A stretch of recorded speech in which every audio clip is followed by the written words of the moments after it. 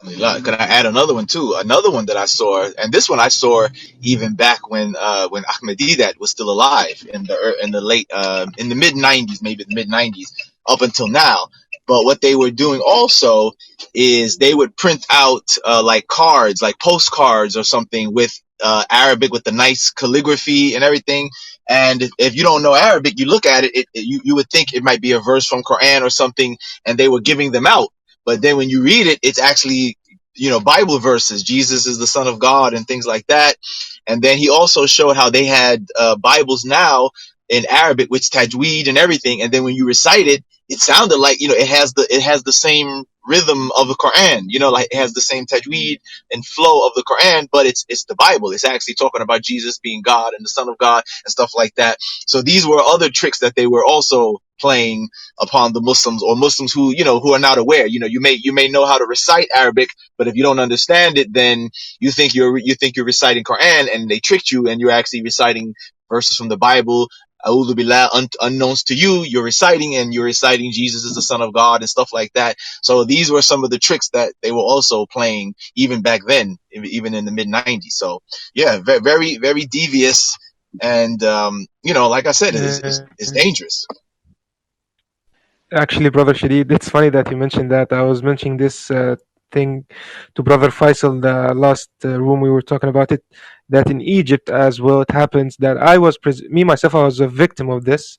I was presented a flyer from a random person on the street, and it looked like it was in Arabic as well. It looked like it was something religious, and it says Allah. And of course, we and the Christians in the Arab world, we both say Allah. So when I was presented, I was like, okay, this guy is a Muslim. He's giving me a flyer for some kind of like da'ah or something. Then I open it, and realized that it's speaking about Jesus, and goes on saying he's God and all of that. Then I had to throw it away, alhamdulillah. But these tactics are still used today, even in the Arab world. The Syrian refugee camps are infested with these groups, especially like Qibts. There are a lot refugee camps, and they busted them.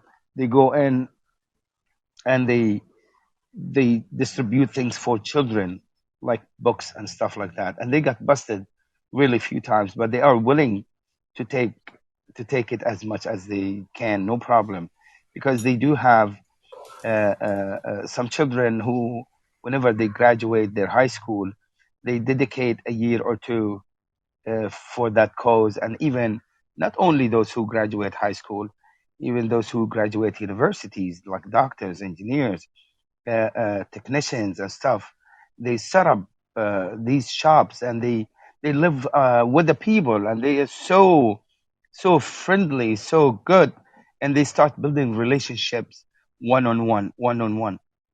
And with time, they have so much patience to do this. And as Sister Roba mentioned, actually in this article, I put the article back on my bio, my photo, which is Missionaries Undercover.